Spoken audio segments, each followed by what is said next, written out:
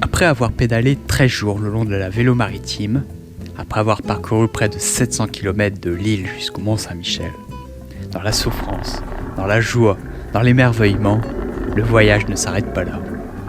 Alors suis-moi dans cette nouvelle vidéo le long de la Vélocénie du Mont-Saint-Michel à Paris. Pour le 14e jour, je pars direction Mortain. C'est la gorge nouée que je quitte le Mont-Saint-Michel. Triste de m'engager sur la route du retour. Mais c'est avec plein d'images en tête, de la première partie de mon périple, que je m'élance direction Paris, sur la Vélocénie. Pendant les 20 premiers kilomètres, j'aperçois la merveille de l'Occident au loin. Ces vieilles pierres me suivent du regard, comme si elles ne voulaient jamais me quitter.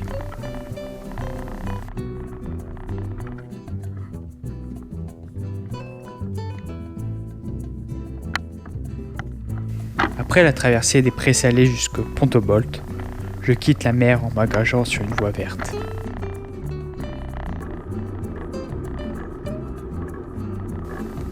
La route ombragée en faux plat m'emmène petit à petit vers un paysage bien différent.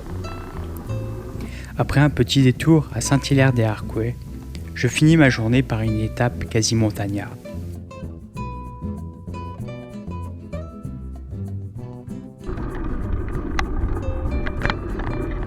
Pour arriver à Mortain, où je peux, dans un magnifique décor, détendre mes muscles dans l'eau fraîche des cascades.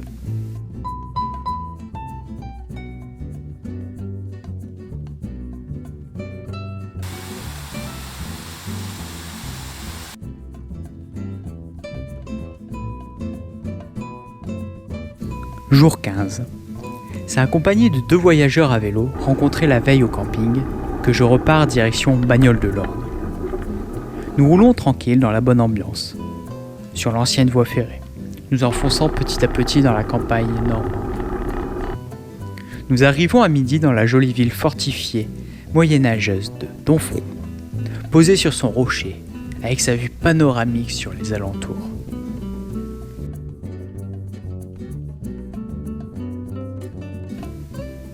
L'après-midi, le temps commence à chauffer.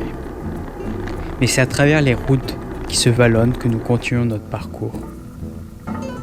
En arrivant dans l'Orne, les champs se font remplacer par des grandes forêts.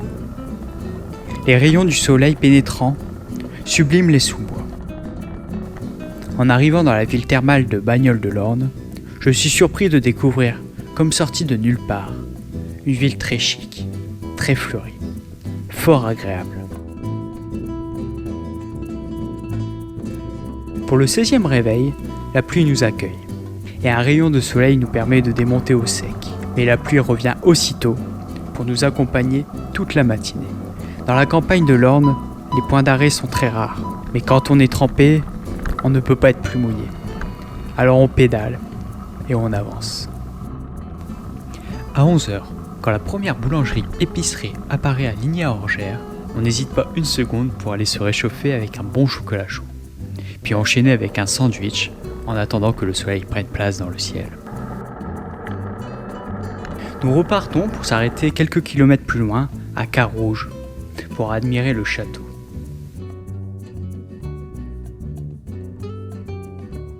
L'après-midi, le soleil est là et les dénivellations sollicitent nos mollets sans nous décourager, dans une atmosphère complètement champêtre. Arrivé à Alençon, mon étape du jour, je quitte mes compagnons de voyage qui, eux, décident de continuer leur chemin.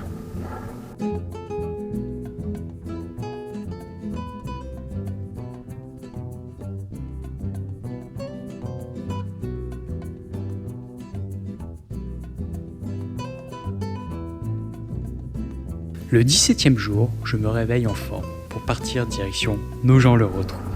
C'est après avoir laissé Alençon derrière moi et parcouru 10 km que j'ai ma première crevaison de mon voyage. C'est de bonne humeur que je change rapidement ma chambre à air et que je repars aussi vite assis sur ma selle. La voie verte, sous des tunnels d'arbres, s'apparente à un joyeux no man's land bucolique, où la vie humaine semble avoir totalement disparu.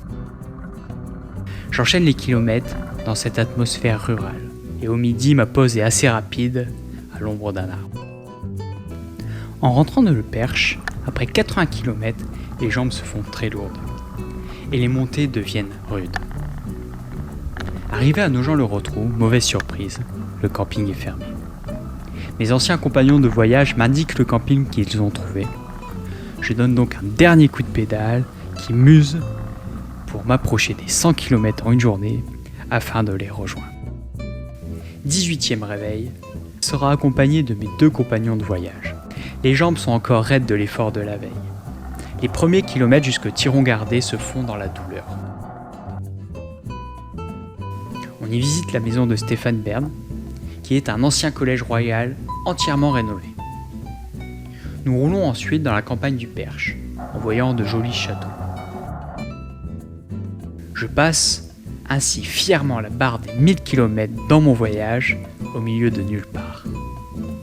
À midi, petite pause à Illiers-Combray, connue par la maison de Tante Léonie, la tante de Proust. On y mange copieusement dans un estaminet avant de prendre la route sur un terrain qui s'aplatit pour atteindre Chartres.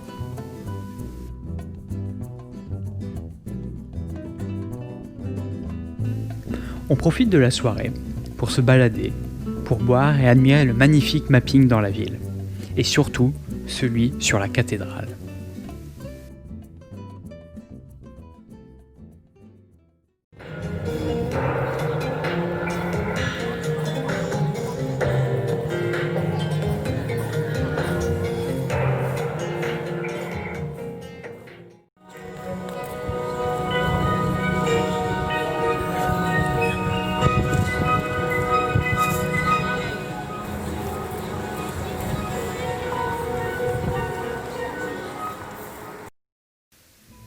« 19e jour et avant-dernier jour de route.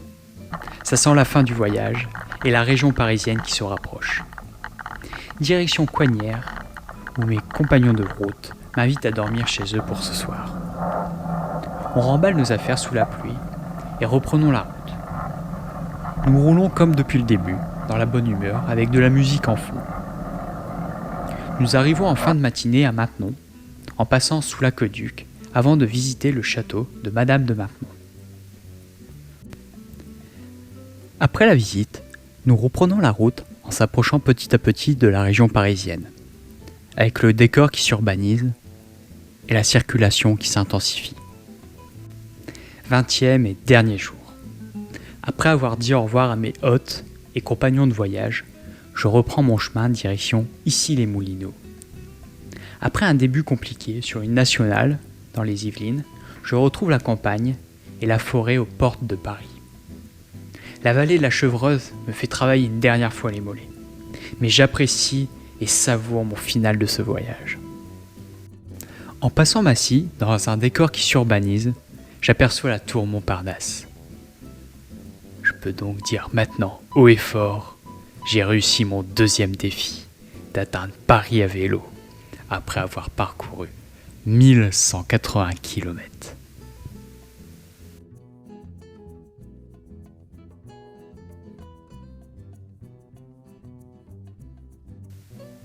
Merci d'avoir regardé cette vidéo. Si elle vous a plu, je vous invite, si ce n'est pas déjà fait, à aller voir la première partie de mon voyage, le long de la Vélo maritime, de Lille jusqu'au Mont-Saint-Michel. Sinon, à bientôt pour une nouvelle vidéo.